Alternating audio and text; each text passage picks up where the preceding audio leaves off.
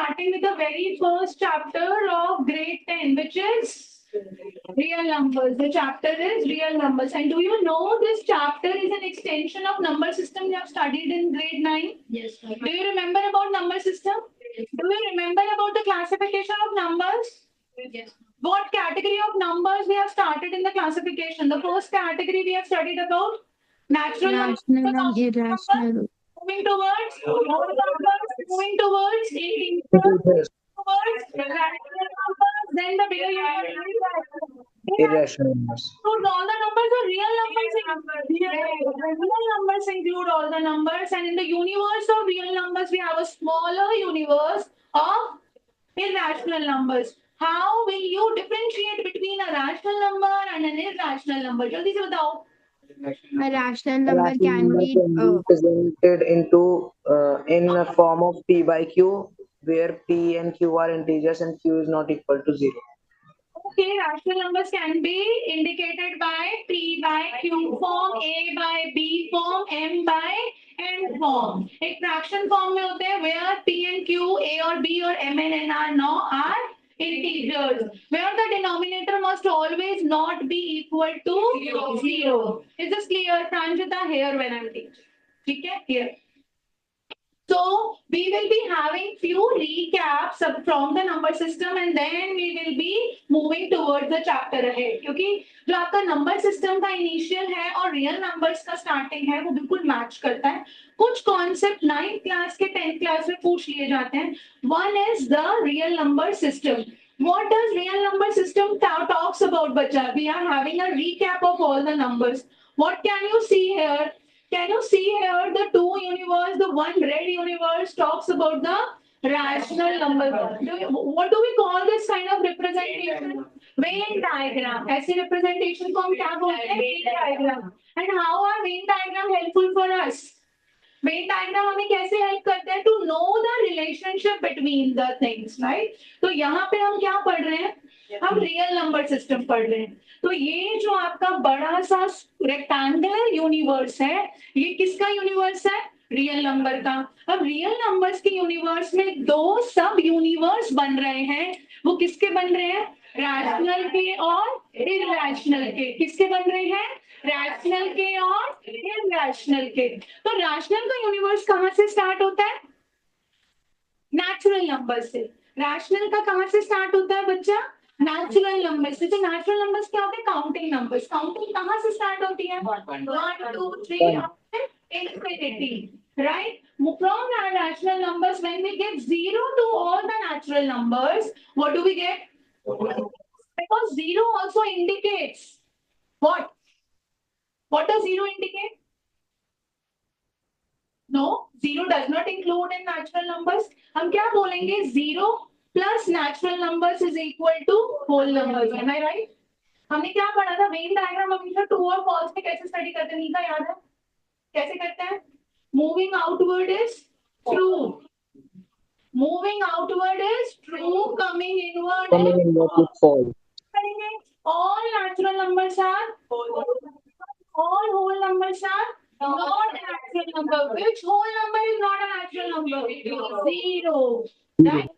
1 to infinity सारे natural numbers किसमें आ जाएंगे? होल में. तो जब आप बाहर की साइड मूव करते हो तो सारे स्टेटमेंट्स कैसे हो जाते हैं? ट्रू. जब आप अंदर की साइड मूव करते हो तो ये सारे स्टेटमेंट कैसे हो जाते हैं? फॉल्स. ठीक है. New joinees, do you know about this? क्या आपने वेन डायग्राम पढ़ा है पहले?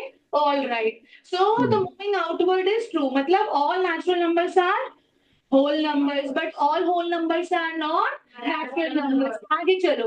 अब हमारे पास सारे काउंटिंग नंबर्स आ गए. उसके साथ हमने 0 भी दे दिया. बट हमने और क्या दिया? Negative numbers. नेगेटिव नंबर्स किस लिए आए? डायरेक्शन ऑपोजिट बताने के लिए. नेगेटिव नंबर जैसे आप डेप्थ ऑफ सी मेजर कर रहे हो, आप सी से ऊपर हाइट मेजर करते हो तो वो पॉजिटिव ली जाती है. बट आप उसकी डेप्थ मेजर करते हो तो वो नेगेटिव ली जाती है. राइट. सो उसमें क्या इंक्लूड हो गए? Negative numbers. तो इंटीजर्स में क्या है? नेचुरल नंबर्स भी हैं. इंटीजर्स में क्या है? होल नंबर्स भी हैं. और इंटीजर्स में नेचुरल और होल मिला के एक्स्ट्रा कौन से नंबर्स आ गए? Negative numbers. तो सारे काउंटिंग नंबर्स के साथ 0 और 0 के साथ नेगेटिव नंबर्स, ये सब क्या बना देंगे? इंटीजर्स। अब इंटीजर्स के साथ आपका क्या आ गया? अभी तक हम होल पढ़ रहे थे, whole negative, whole positive, but हम हमेशा होल का पार्ट भी स्टडी करते हैं। Yes, so part of a whole बताने के लिए हमारे पास कौन से नंबर्स आ गए? रैशनल नंबर्स आ गए। अब हमें रैशनल नंबर्स को जूनियर क्लासेस में कैसे पढ़ाया जाता है? फ्रैक्शंस। और फ्रैक्शन और रैशनल नंबर में क्या डिफरेंस होता है, कौन बताएगा मुझे? नो, ऐसे तो पी एंड क्यू अगर मैं लिख रही हूँ 12/14 और मैं लिख रही हूँ 6/7, क्या दोनों रैशनल नंबर्स हैं? क्या दोनों रैशनल नंबर्स हैं? No, you are forgetting something which is very important. We have to check out 4 things. Who will tell me? Online students, who will tell me what I have to check out? 4 things to tell whether a fraction is a rational number or not. This is a fraction, this is also a fraction, but both the fractions are not rational numbers. What do we check for rational numbers? Let's recall, recap कर रहे हैं हम. Rational number के लिए क्या होना चाहिए? P by Q form होनी चाहिए. Rational number के लिए Q not equal to 0 होना चाहिए. Rational number के लिए P और Q क्या होने चाहिए? Integers. Integers होने चाहिए, right? और last condition P and Q क्या होने चाहिए? Co-prime Co-prime. चाहिए. जिनका कॉमन फैक्टर क्या होना चाहिए? ओनली 1. यस और नो? याद आ रहा है? तो अब आप चेक करो 12/14 P by Q फॉर्म है? हाँ है, yes. 12/14 Q not equal to 0 है? यस। 12/14 P और Q इंटीजर्स है? यस। 12/14 क्या ये दोनों कोप्राइम है? नो, ये दोनों कोप्राइम नहीं है, इसीलिए ये रैशनल नंबर नहीं होगा। अब इसको सिंप्लीफाइड फॉर्म में कैसे समझें? किसी भी फ्रैक्शन की सिंपलेस्ट फॉर्म को क्या बोला जाता है? Rational number. किसी भी फ्रैक्शन की सिंपलेस्ट फॉर्म को क्या बोला जाता है? That is why 12/14 is a fraction, but it is not a rational number. Whereas 6/7 is a rational number. क्या ये हम भूलेंगे? अब ये भूलना नहीं है, ये भूलना नहीं है, अपने दिमाग में बिठा लेना है। सबसे पहले कहाँ से स्टार्ट करते हैं? नेचुरल से कहाँ मूव करते हैं? जब आप नेचुरल नंबर्स में 0 दोगे तो क्या बन जाएगा? Whole numbers, right? और होल नंबर्स में जब आप नेगेटिव नंबर्स दोगे तो इंटीजर्स में जब आपके पार्ट और फ्रैक्शंस आ जाएंगे सिंपलेस्ट फॉर्म के साथ तो वो क्या बन जाएंगे? Rational number. What are the 4 primary factors on which we decide whether a fraction is a rational number or not? First, it should be in the form of P by Q. Second, it should not, Q should not be equal to 0. P and Q must be integers. P and Q must be co-primes. What are co-primes? को मतलब partnership होती है. को का क्या मतलब होता है? पार्टनरशिप. और पार्टनरशिप बिटवीन 2. पार्टनरशिप 3, 4, 5 लोगों में भी हो सकती है, बट यहाँ पे को is pair. Pair is always for 2. तो ऐसे दो नंबर्स, राइट, ऐसे दो नंबर्स जिनका कॉमन फैक्टर सिर्फ क्या हो? 1.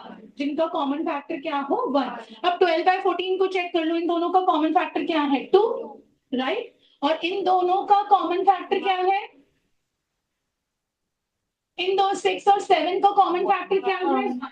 तो ये P by Q भी है, Q नॉट इक्वल टू 0 भी है, P और Q को इंटीजर्स भी है और P और Q को प्राइम्स भी है. रिवाइज हो गया? अच्छे से रिवाइज हो गया नंबर सिस्टम. हमने कौन सा नंबर सिस्टम पढ़ा है? Real number system. हमने कौन सा रियल नंबर सिस्टम पढ़ा है? जब आप हायर क्लासेस में जाओगे तो आप इमेजिनरी नंबर्स भी पढ़ो. हायर क्लासेस में हम कौन से नंबर्स पढ़ते हैं? इमेजिनरी. जो नेगेटिव रूट नंबर्स होते हैं वो इमेजिनरी नंबर्स होते हैं जिसको आयोटा से रिप्रेजेंट किया जाता है. तो 10th के बाद जब हम 11th में मैथ्स पढ़ेंगे तो आपको इमेजिनरी नंबर्स, तो हमने अभी रियल नंबर सिस्टम पढ़ा है, इसके बाद आप कौन सा नंबर सिस्टम पढ़ते हैं? इमेजिनरी नंबर सिस्टम पढ़ते हैं. Is this clear? क्या ये बात सबको समझ में आ गई? तो हमने रियल नंबर्स में हमने अभी रैशनल का पढ़ा है. एक छोटा सा यूनिवर्स है जो बिल्कुल अलग से फंक्शन करता है. विद इन दिस यूनिवर्स कोई और यूनिवर्स नहीं है. तो ये किसका यूनिवर्स है? Irrational numbers. तो इरैशनल नंबर्स कैसे होते हैं? सारे के सारे root forms which are not the perfect squares. ठीक है? और which are not the perfect cubes. Cube roots बोलो, फोर्थ रूट बोलो, स्क्वायर रूट्स बोलो, सब किस में आ जाते हैं? इरैशनल में. Apart from that what is being called as irrational? ठीक है? कैटेगराइज करते हैं? एक तो हमने रियल नंबर सिस्टम पढ़ा, उसके बाद हमने क्या सीखा था? हमने डेसिमल नंबर सिस्टम सीखा था. Do you remember? हमने डेसिमल एक्सपेंशन सीखा था. How are we going to expand the rational numbers and the irrational numbers. So let's move ahead over the decimal expansion of the rational numbers as well as the irrational number. तो हमारे पास जो decimal expansion होते हैं majorly हम उसको two categories में divide कर देते हैं. The first category is terminating decimal expansion and the second category is non-terminating decimal expansion. Term through the finish हो जाना, मतलब हमारे 2 या 3 या 4 प्लेसेस के बाद हमारा डेसिमल एक्सपेंशन फिनिश हो गया. It can be more than 4 also, right. और नॉन टर्मिनेटिंग का क्या मतलब है? आप डेसिमल के बाद सॉल्व करे जा रहे हो बट वो टर्मिनेट नहीं कर रहा, राइट. अब अगर नॉन टर्मिनेटिंग वाली सिचुएशन आती है तो या तो नंबर रिपीट हो रहे होंगे, राइट, या फिर नंबर रिपीट नहीं हो रहे होंगे. Either of the case, right. Non terminating में क्या होगा? नॉन टर्मिनेटिंग में क्या होगा? डेसिमल के बाद या तो नंबर रिपीट होंगे या फिर नंबर रिपीट नहीं होंगे. तो रैशनल नंबर के दोनों केसेस होते हैं, टर्मिनेटिंग भी होते हैं और नॉन टर्मिनेटिंग भी होता है. और नॉन टर्मिनेटिंग होगा तो अगर रैशनल नंबर है तो वो कैसा नॉन टर्मिनेटिंग होगा? रिपीटिंग. डू यू रिमेम्बर कि हम रिपीटिंग नंबर्स के ऊपर बार बार रिपीटिशन ना दिखा के क्या लगा देते थे? जैसे 0.18 बार लगाते थे. Do you remember? So what does it indicate? It is a rational number. क्यों, कैसे पता चला? पहले तो ये नॉन टर्मिनेटिंग है, बाहर आ गया तो, और साथ में बार क्या बता रहा है कि ये दो नंबर्स रिपीट कर रहे हैं. तो अगर डेसिमल एक्सपेंशन नॉन टर्मिनेटिंग है और साथ में रिपीट हो रहा है तो ऐसे डेसिमल एक्सपेंशन को हम किसका बोलेंगे? Of a rational number. किसका बोला जाएगा? Of a rational number. ये बात किस किस को याद आ रही है? क्लियर हो रही है? वापस से रिवाइज हो रही है? एवरीबॉडी? All right. और अगर नॉन टर्मिनेटिंग है और साथ में क्या है? Non repeating. नॉन टर्मिनेटिंग है और साथ में क्या है बच्चा? Non repeating. तो वो कौन सा नंबर होगा आपका? Irrational number. कैसा नंबर होगा वो? Irrational number. तो अभी हमने क्या किया, फटाफट से क्विकली रिकैप करते हैं. हमने रियल नंबर सिस्टम पढ़ा. Real number system starts with which numbers? Real number. Real number system starts with सबसे छोटा यूनिट किसका है? Natural numbers. नेचुरल नंबर्स में 0 दे देंगे तो क्या बन जाएगा? होल नंबर्स बन जाएगा. Yes, online students can also unmute and answer. Participate किया करो. I like the noises. ठीक है. अच्छा, अब होल नंबर्स में हमने 0 के साथ नेगेटिव नंबर्स भी डाल दिया. वो किसका? इंटीजर्स बन गए. अब हमें होल से खुशी नहीं मिल रही थी, हमें पार्ट्स चाहिए थे.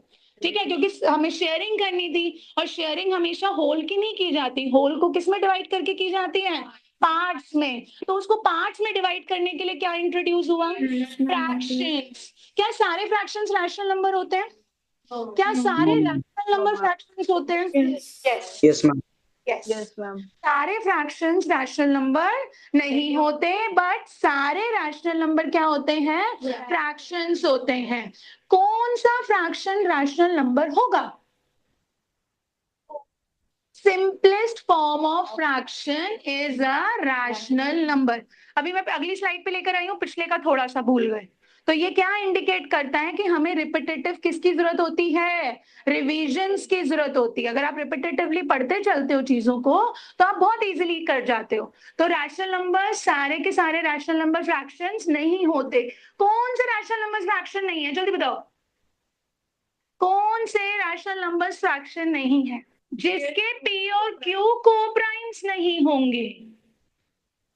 जिस फ्रैक्शन के को प्राइम्स जिस फ्रैक्शन के P और Q को प्राइम्स नहीं होंगे तो वो क्या नहीं होगा? रैशनल नंबर नहीं होगा. ठीक है. Is this clear? To claim that any fraction is a rational number, all three conditions are satisfied by any fraction, but the fourth conditions are only satisfied by a rational number. So we have a decimal expansion majorly and broadly classified into which two types? Terminating and non-terminating. Non-terminating. अगर terminating है तो definitely क्या है? Rational. Non terminating repeating है तो rational. Non terminating non है तो Irrational number. ठीक है, अब ये कैसे पता करोगे कि वो टर्मिनेट कर रहा है? आपके सामने मैंने, ये भी रैशनल नंबर है, ये भी रैशनल नंबर है, सॉरी ये भी रैशनल नंबर है, ठीक है। जैसे मैंने लिखा 2/11 और मैंने लिखा 3/5, इसमें से बताओ, नॉट बाय डिवाइडिंग, ठीक है, डिवाइड नहीं करना, सिर्फ हैंड रेस करेंगे, हमें डिवाइड नहीं करना, बट हमें देख के बताना है कि कौन सा वाला टर्मिनेटिंग है और कौन सा वाला नॉन टर्मिनेटिंग, और मुझे पीछे से आइडिया बताओगे, गिव मी द कॉन्सेप्ट। तुम लोगों को बहुत बार बता चुकी हूँ, n-1 इज समथिंग है, पिटाई हो जाएगी। 3/5.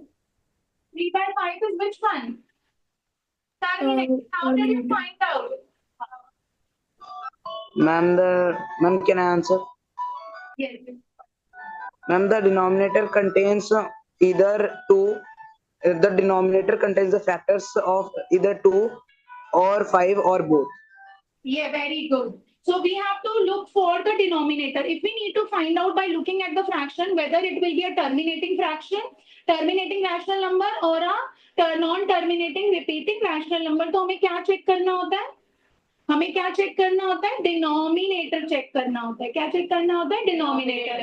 अगर डिनोमिनेटर में जो भी नंबर है, या तो वो 5 है, या फिर वो 2 है, या फिर 5 और 2 दोनों हैं, डिनोमिनेटर के फैक्टर्स या तो ओनली क्या होंगे? 5, या फिर ओनली 2, या फिर बोथ 2 and 5, तो in that case the rational number will be always be an terminating rational number.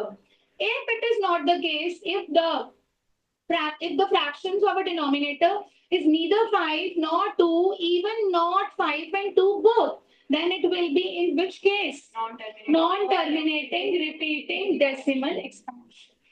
Of which number? What kind of number? Rational number. ये भूलना नहीं, ये भूलना नहीं है, सब 9th में सीखा, but we lost it. Most of us lost it. तो इसको पढ़ाई नहीं कहते, जो हमने पढ़ा और पिछला खो दिया उसको पढ़ाई नहीं कहते। पढ़ाई उसको कहते हैं कि जो अब हमने पढ़ लिया वो लाइफ लॉन्ग हमारे साथ, उसको पढ़ाई कहते, ठीक है। अब दूसरी चीज, अब हमारे पास अगर एक रैशनल नंबर है जो क्या है? नॉन टर्मिनेटिंग रिपीटिंग है, तो मुझे फाइंड आउट करना है कि कितने डिजिट्स के बाद रिपीटिशन आएगा। उसके लिए भी हमारे पास एक कॉन्सेप्ट था, डू यू रिमेम्बर? कि कितने डिजिट के बाद रिपीटिंग ब्लॉक ऑफ डिजिट्स कितने डिजिट्स का बनेगा, वो कैसे पता करते हैं? -1. What is n? Denominator. So we have a formula of n-1. So n represents the denominator value. n किसकी वैल्यू रिप्रेजेंट करता है? डिनोमिनेटर की। तो अगर आप 2/11, ये तो आपको पता चल गया 2/11, इसके 11 के फैक्टर्स ना 5 हैं ना 2 हैं ना 5 और 2 दोनों हैं, कोई भी फैक्टर नहीं है, राइट, बट 11 है, तो ये हमें पता चल गया कि ये कैसा डेसिमल एक्सपेंशन है? नॉन टर्मिनेटिंग रिपीटिंग है, ये बात पता चल गई। अब कितने डिजिट्स के बाद रिपीटिशन आएगी? वापस से डिनोमिनेटर को देखो, क्या नंबर है? 11, तो n क्या हो गया यहाँ पे? 11, तो 11 - 1 is 10, तो कितने डिजिट्स के बाद रिपीटिशन आएगी? 10, अंडरस्टूड। अगर मैं लिख रही हूँ 6/7, बताओ कैसा रैशनल नंबर है? Figure out 6/7 terminating, non-terminating. Non-terminating and non-repeating. कितने digits के साथ repeat? 6. Clear? 1/17. Non-terminating, non-repeating. Non-terminating repeat. After 16 digits. क्यों है बता दोगे? कॉन्सेप्ट अंडरस्टैंडिंग स्ट्रॉन्ग होनी चाहिए, एप्लीकेशन स्ट्रॉन्ग होना चाहिए। तो आपकी कॉन्सेप्ट अंडरस्टैंडिंग क्या बोल रही है कि हमने इसका क्या चेक किया? डिनोमिनेटर चेक किया। तो डिनोमिनेटर में ना ही मुझे फैक्टर मिला 2, ना ही मुझे फैक्टर मिला 5, ना ही मुझे दोनों फैक्टर्स एक साथ मिले, तो ये डेफिनेटली कैसा रैशनल नंबर नहीं होगा? टर्मिनेटिंग। तो ये कौन सा होगा? Non terminating repeating. अब कितने डिजिट्स के बाद आपको रिपीटिंग होगी? 16। उसके लिए भी आपने क्या चेक किया? डिनोमिनेटर चेक किया। डिनोमिनेटर में क्या नंबर है? 70, तो n क्या हो गया? 17, 17 - 1 है 16, तो रिपीटिंग ब्लॉक ऑफ डिजिट्स कितने नंबर का बनेगा? 16। मतलब जब आप इसको डिवाइड करोगे तो डेसिमल के बाद 16 डिजिट्स के बाद आपको रिपीटिशन देखने को। Are you getting this? और डू यू रिमेम्बर, ये आपका 9th क्लास के एनसीईआरटी में है 1/70। पहले हमने डिवाइड करके निकाला था, फिर हमें बोला गया था कि आप बिना डिवाइड के 2/7, 3/7, 4/7 की वैल्यू निकालो। याद आया? याद आया? कैसे निकाली थी? क्या हमने बार बार डिवाइड किया था? डिवाइड करने को तो उसने मना कर दिया, तो हमने मल्टीप्लाई किया था। कैसे ब्रेक किया था इसको? 2 into 1/7, 3 into 1/17 और 3 into 1/17 ऐसे किया था। Is it clear? Everyone, online students, now I'm giving you 5 minutes to please write down, calm down your energy, reflect your learning and write down yourself. Therefore, you should not be focusing more on the board. You should be trying to make your Venn diagram on your own. And everybody, those who were studying from last year, they already know how Venn diagram functions. And for new students, I'm writing here as well. Whenever you move out, going outwards is always true, right?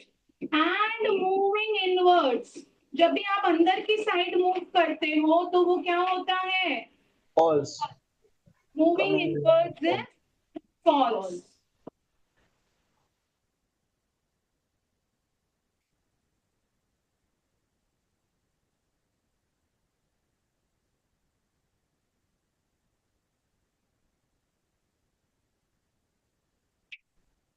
Have you noted?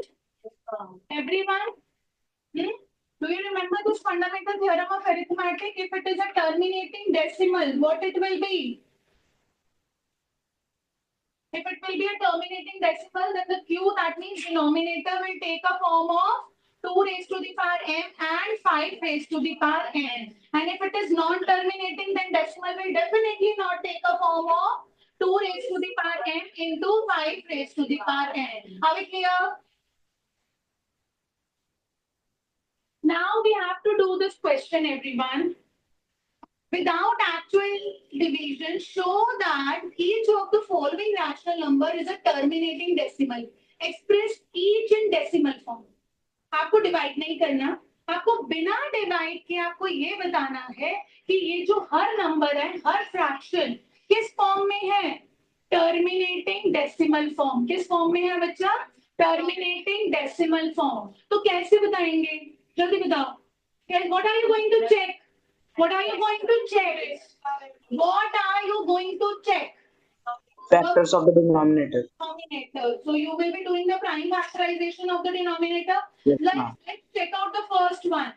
So what are the denominator? 2 raised to the power 2 and 5 raised to the power 3. So will it be terminating or will it be non-terminating repeated? Terminating. How did you make out? Because the factors are both 2 and 5. तो ये कैसा fraction है? Terminating rational number. Second बताएंगे 50. 50 को break करो, कैसे करोगे? 5, 10. 10 को भी ब्रेक करोगे 2, 5. So this is 2 into 5 की power 2, right? So what kind of fraction is it? Terminating rational number. 1000 is what? 10 raised to the power 3. That means 2 into 5 raised to the power 3. So what does it indicate? Terminating. Yes, terminating. 2 raised to the power 3 into 5 raised to the power 3. So this is again terminating. 625 is what? 25 की power 2 and 5 की power 4. Got it? So only 5. Both 2 and 5. Both 2 and 5 and both 2 and 5. So all of this indicates what? Terminating. अब next part में वो क्या बोल रहा है? इसको डेसिमल फॉर्म में कन्वर्ट करो. अब डेसिमल फॉर्म में इजी वे क्या है? डिवाइड. नो. तो do we have an alternate way कि हम इसको डेसिमल फॉर्म में ले आए और हमें डिवाइड भी ना करना पड़े? क्या हमारे पास इजी वे है? यस है. पहले फर्स्ट को देखो. What is it? What is it? Everyone look here. 31 upon 2 की पावर 2 and 5 की पावर 3 है. Please don't write when I'm explaining, Shrishti. Right? So can you write 5 की power 3 as 5 की power 2 into 5? Yes or no? क्या आप इसको ऐसे split करके लिख सकते हो? ठीक है. अब 2 की power 2 and 5 की power 2 will make what? 100? Will make what? 4 times 25 is 100. So 31 upon 100 into 5. 5 में क्या मल्टीप्लाई करेंगे? ये 10 हो जाए. 2. अगर हम इसको यहाँ पे 2 से मल्टीप्लाई कर रहे हैं तो हम न्यूमरेटर में भी कर दें. क्योंकि ये 1 हो जाएगा and 1 is multiplicative identity of every number. So 31 times 2 will be 62 and this will make 10. तो 10 into 100 is 1000. तो इसकी डेसिमल फॉर्म क्या हो गई? 0.062. है इजी या नहीं है? इजी है. अब डायरेक्टली इसका बताओ. आपके पास क्या है? 33/50. ठीक है. 50 को क्या कर दे? 100 बना दे. 50 को 100 कैसे बनाओगे? इंटू 2. तो यहाँ पे इंटू 2 तो ऊपर भी इंटू 2. तो क्या हो जाएगा? 66/100 which is 0.66. इजी. इजी. चलो नेक्स्ट. ये तो डायरेक्टली गिवन है. क्या आ जाएगा? 0.014. 0.041. राइट. अब इसको देखो. 17/625. तो 17/5 की पावर 4. अब मुझे इसको क्या करना पड़ेगा? 2 की पावर 4 से मल्टीप्लाई करना पड़ेगा. यस. क्योंकि 5 into 2 क्या बना देगा? 10. और 10 की पावर क्या हो जाएगी? 4. ये बात समझ में आई या कंफ्यूज हो गए? आ गई समझ में? ओके. तो अगर नीचे 2 की पावर 4 से मल्टीप्लाई कर रहे हो तो ऊपर भी क्या करोगे? 2 की power 4. That is 16. Right. Give me फटाफट से 17 times 16. और नीचे क्या हो जाएगा? 5 into 2 की whole power 4. So which is 17 times 16 upon 10 की power 4 which is 10,000. So 16 times 17 272 upon 10,000 which is nothing but 0.0272. Easy था. हमने डिवाइड किया. हमने डिवाइड नहीं किया. नीचे हमने क्या डिनोमिनेटर में हमने क्या बनाने की कोशिश करी? Tens, hundreds, thousands, 10,000s and so on. जैसे जो बने. Is this clear? Everybody understood? Now don't look for the solution, do it yourself. Do it yourself. और सेकंड भी करेंगे फिर हम डिस्कस करेंगे. सेकंड करेंगे फिर हम डिस्कस करेंगे. In second question you have to tell both children. आपको दोनों चीजें बतानी है कि whether it is terminating or non-terminating. Which of the following? Show that each of the following rational number is a non-terminating repeating decimal expansion. तो non-terminating repeating के लिए क्या होगा? Neither you will get 2 as a factor nor you will get 5 as a factor. Also you will also not get both 2 and 5 as a factor. Have you started doing the second question? No? Shall I scroll up the screen? Online students, have we completed the first one? Have we completed the first one? How will you show that the given fractions are non-terminating repeating? Just check out the first one, children. Check out the first one. You have 121 upon 2 की power 3, 3 की power 2 into 7 की power 5. So if you look here, what can you see? You have a prime factor as 2, but along with 2, you have what? 3 as well as 7. So for terminating decimal expansion, it has to be only 2 or only 5 or both 2 and 5. But along with 2, it has the 2 more prime factors as 3 and 7. So will it be terminating or non-terminating? Non-terminating. So how will you show? You will tell that the prime factorization of the denominator contains 3 and 7 as a prime factor. So what kind of a decimal expansion will it be? Non-terminating repeating. Just check out the second one. You have what? You have 3 की power 2 which is 9. You have 10 which is 2 and 5. So what does it indicate? You have both the factors 2 and 5, but along with both the factors, what else do you have? You have 3 की power 2. So which indicates what? Non-terminating repeating decimal expansion. Now next, 53 upon 343. What is 343? Cube of 7. 343 is a cube of 7. So it neither have 2 as a factor, it nor have 5 as a factor.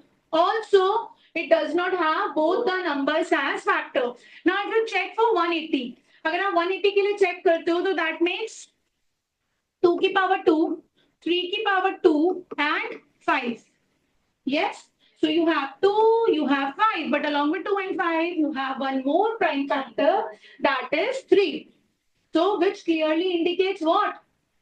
Non-terminating repeating decimal expansion. ये बात किस किस को समझ आ रही है? Concept understood? Application understood? Everybody? Okay. Have it done? Shall we move ahead? अच्छा, I should be waiting. So भी जल्दी करेंगे. Now we will be learning about the fundamental theorem of arithmetic, which is superly important, children. Fundamental theorem of arithmetic क्या बोलता है? Pen down, focus, on screen, on board. Online students on screen, offline students on board. Now see, fundamental theorem of arithmetic. What does this theorem suggest? ये theorem क्या बताती है? ये theorem बोल रही है every composite number. First of all, tell me what is composite number. क्या होता है composite number? जिसको आप उसके prime factors में break कर सको. हम सब कौन से क्लास में बैठे हैं? 10th के बच्चे हो? तो 10th के बच्चों को composite number और prime numbers में difference पता होना चाहिए? नहीं होना चाहिए. होना तो चाहिए. तो आवाज क्यों नहीं आ रही है? Composite numbers कौन से numbers होते हैं? That can be broken down into prime factors. ठीक है? That can be uniquely expressed. Uniquely expressed का क्या मतलब है? Now check out. For example, I have a number 38. ठीक है? If I have a number 38, what are the prime factors of 38? Tell me quickly. 19 times 2, right? 19 times 2 is 38. क्या 19 times 2 कोई और number भी हो सकता है? 38 के अलावा कोई और नंबर हो सकता है? तो unique prime factorization of this composite number will always be 19 times 2. But इसके साथ साथ वो आपको एक चीज और बोल रहा है. वो क्या बोल रहा है? Except for the order in which these prime factors occur. Except for the order, इसका क्या मतलब है बच्चा? इसका मतलब है कि आप 38 को 19 times 2 तो लिख सकते हो, but आप इसको 2 times 19 भी लिख सकते हो.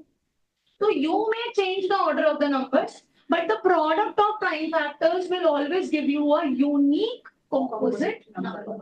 Whenever you are multiplying these two numbers, either you multiply 19 times 2 or you are multiplying 2 times 19, you will always get a same number, which is 38. So 38 is a composite number. With respect to this example, now read the statement again.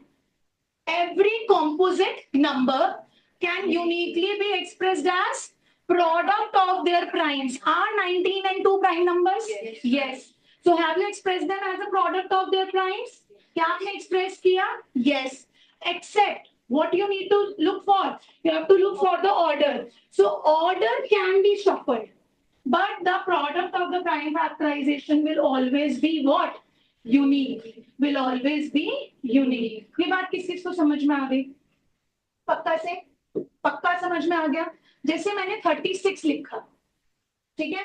36 के prime factors क्या होंगे? इसको express करते हैं. That is 9 times 4. 9 क्या है? 3 times 3.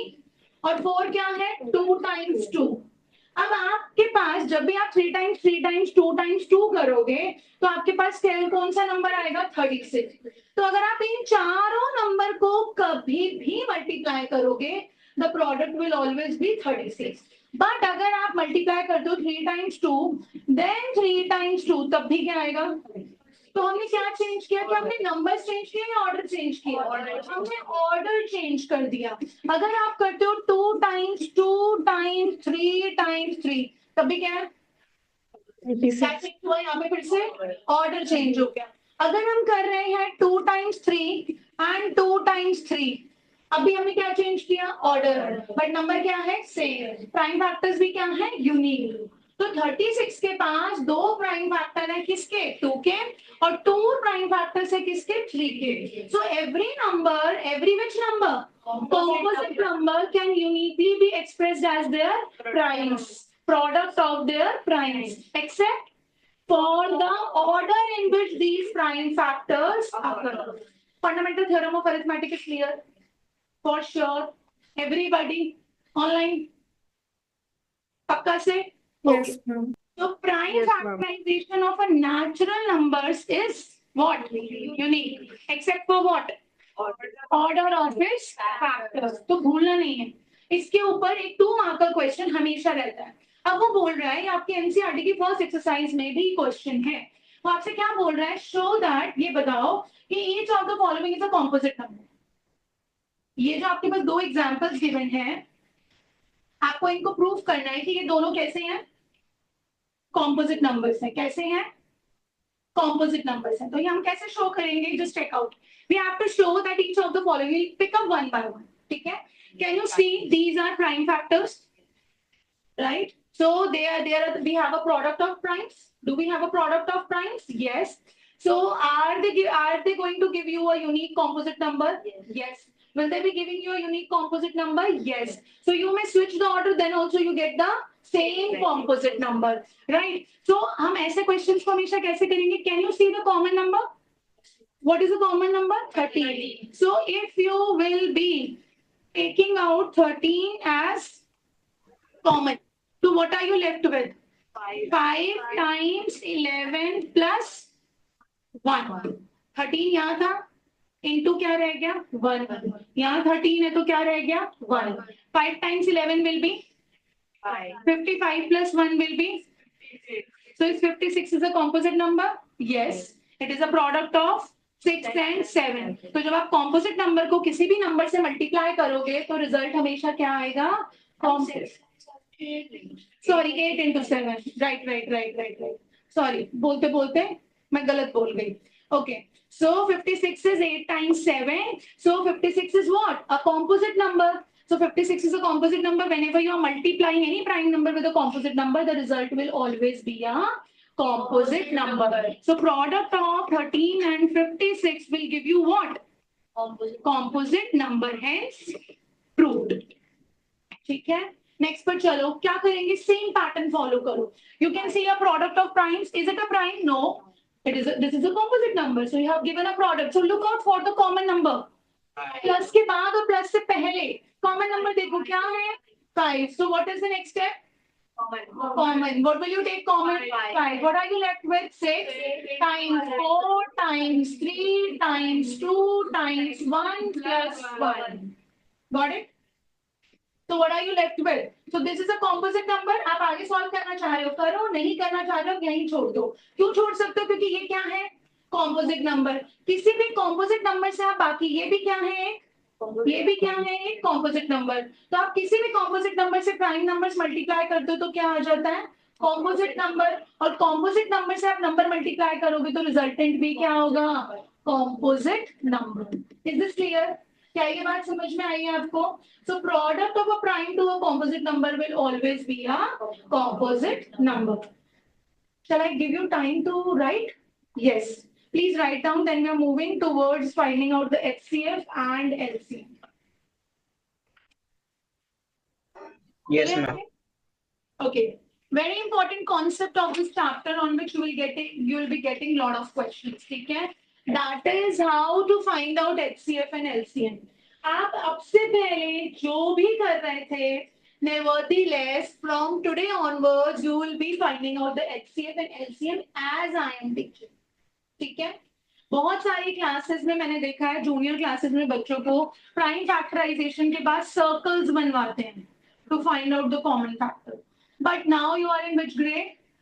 10th grade. It will look a little weird, है ना? वो अजीब सा लगेगा ना, छोटे बच्चों की जैसे आप encircling करोगे common factors को.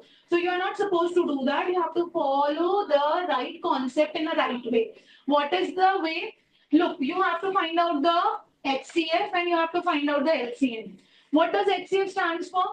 Highest common factors. And factors are always smaller. So HCF की वैल्यू हमेशा छोटी होती है. And largest common multiple. Multiples are always the composite number. तो आपके LCM की वैल्यू हमेशा क्या रहेगी, ज्यादा रहेगी. तो HCF कैसे, आपको ये दो वर्ड्स याद करने होते हैं क्योंकि इनके ऊपर आपके पास assertion reason भी आते हैं. HCF क्या होता है? HCF is the smallest power. किस बात का ध्यान रखना है आपको, kindly pay attention. HCF is the smallest power of each common prime factor. ठीक है, अब मैं तुम्हें दूसरी चीज दिखाती हूँ. LCM is the greatest power of each prime factor. क्या डिफरेंस है? दो डिफरेंसेस है. Spot the differences. Smallest power you are looking for in HCF. And in LCM, you are looking for the greatest power. And in LCM, you are looking for each common prime factor. But in HCF, you are looking for each prime factor. ठीक है? आई बात समझ में? So HCF is a product of smallest power of each common prime factor. And LCM is a product of greatest power of each prime factor. ये याद रहेगा. अब इसको एप्लीकेशन से समझे, इसको अप्लाई करना सीखे. See everyone. Now we'll apply. We have to find out the HCF and LCM of these three numbers. The first step is to always work on the prime factorization. क्या बोला हुआ है? कौन से मेथड से करना है?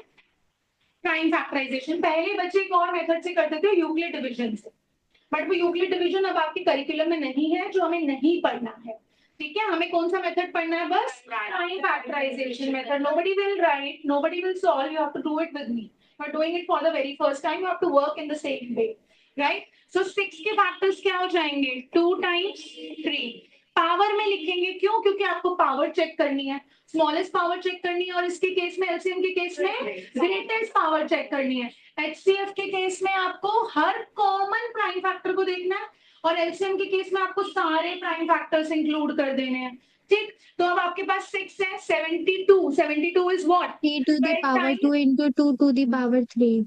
Yes, 72 is 12 times 6, right? 12 times 6 will be, break kar lo, I am doing it for you. So 12 times 6 will be 2 ki power 2, right? Into 3, into 2 into 3. So when you split it into powers, that is 2 की power 3 into 3 की power 2, right? आप 8 times 9 भी कर सकते थे सीधा.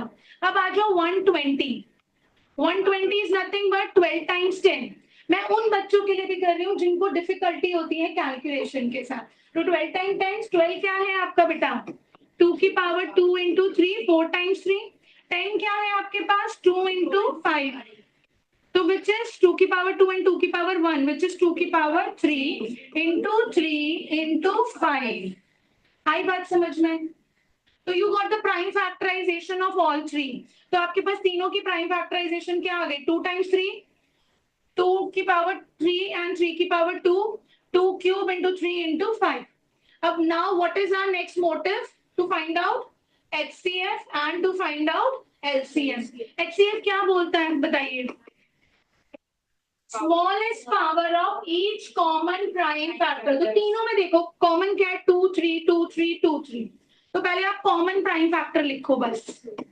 अब आप कौन सी पावर देखोगे? Smallest power. तो 2 की स्मॉलेस्ट पावर क्या है? 1. और 3 की भी क्या है? 1. तो 2 times 3 is 6. So what is HCF? 6. Is it easy to do? Yes. Is it easy to do? बस ये याद रखना है. Product of smallest power of each common prime factor. Step number 1. What is step number 1? To write the prime factorization of each number given to you. What is step number 2? To put them into powers. What is step number 3 for HCF? Look for the common prime factors. What is step number 5? Look for the smallest power. Now LCM. LCM की जब आप बात करते हो तो LCM के लिए आप हर फैक्टर लिख देते हो. Each प्राइम फैक्टर लिखा हुआ है. तो कौन कौन से फैक्टर है हमारे पास? 2 है, 3 है और 5 है. और इनकी पावर कैसे लिखनी है? Greatest power. 2 की सबसे बड़ी पावर क्या है? 3. 3 की सबसे बड़ी पावर क्या है? 2.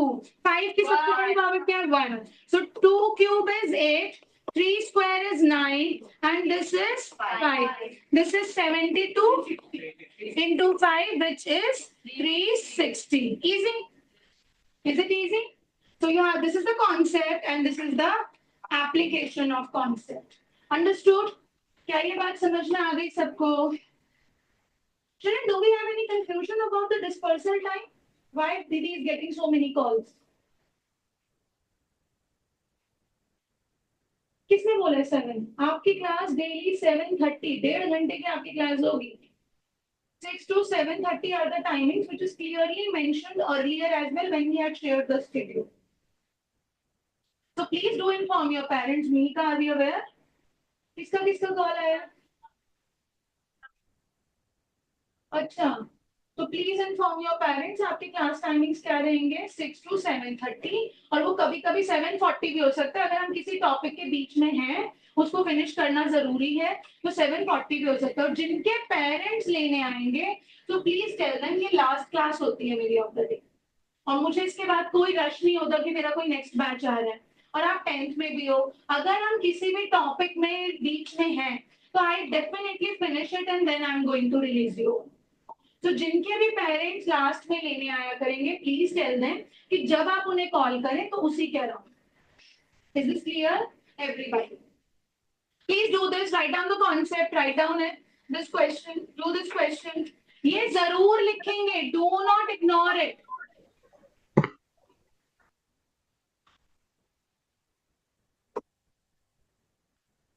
please make sure you're writing this beta the concept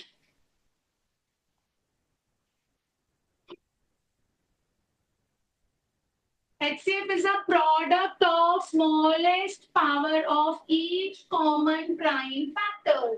LCM is a product of greatest power of each prime factor. Smallest power, greatest power. Right? Each common prime factor and each prime factor. दो चीजें ध्यान रखनी है दोनों चीजों के बारे में. जल्दी से करो फिर हम आगे चल रहे हैं.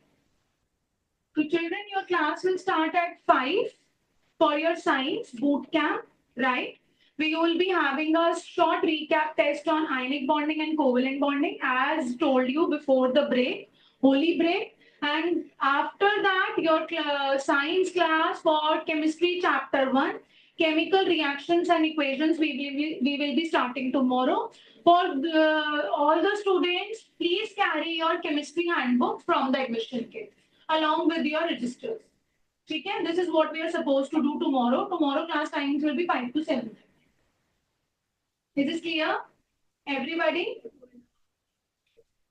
हाँ हाँ फर्स्ट 1 hour में आप प्री बूट कैंप का साइंस पढ़ेंगे revision of the bonding and next 1.5 hour में आप केमिकल रिएक्शंस एंड इक्वेशंस करेंगे एंड मार्क माय वर्ड्स अगर कल आपकी बॉन्डिंग वाली क्लास अच्छी चली गई तो केमिकल इक्वेशंस में आप लोग बहुत एंजॉय करने you will be able to do things on your own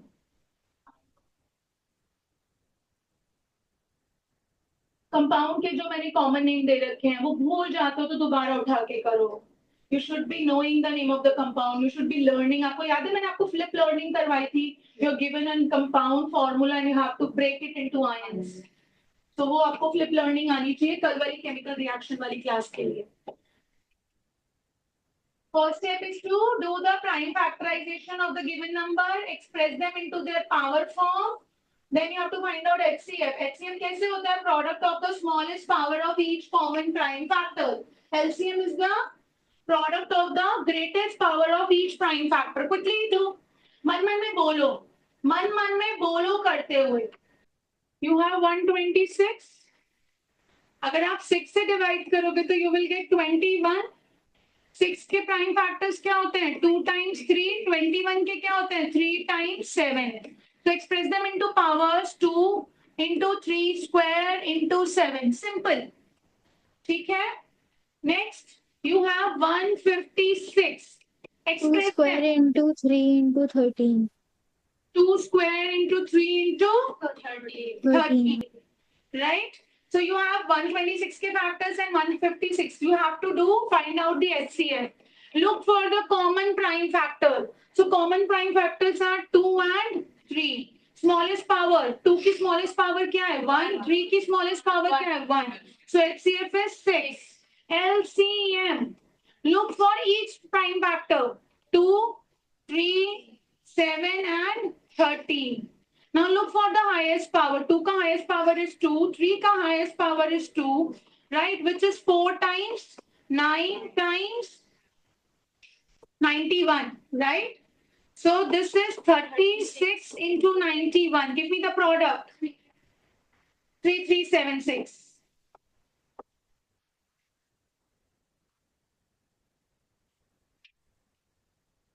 done understood भूलोगे तो नहीं साइकिल टेस्ट बता देगा रिकैप भी बता देगा जितनी बार प्राइम फैक्टर के बाद HCF और LCM लगा निकाल रहे हो उतनी ही बार मुंह से बोलो. Now work for 612 and 1314. Last question of the day. Quickly. नहीं 2 की पार्ट 2 into 3 की part 2 into 17. 51 is not a prime factor. 51 is a composite number. Now you have to work for HCF. HCF के लिए क्या लिखेंगे? Common prime factors क्या क्या है? 2 and 3. What are the smallest powers? 2 की smallest power is 1 and 3 की smallest power is 2. So 9 times 2 will be 18. Now you have to work for LCM. LCM के लिए जब आप काम करेंगे LCM देखो LCM. You have to look for each prime factor 2, 3, 17 and 73. So you have to look for the highest power. Highest power of 2 is 2, 3 is 2. So that is 4 times 9 will be 36 times 17 times 73. Quickly. 44,676. Okay. Please confirm it. Others confirm the product. Do it yourself. Confirm the product. Very good.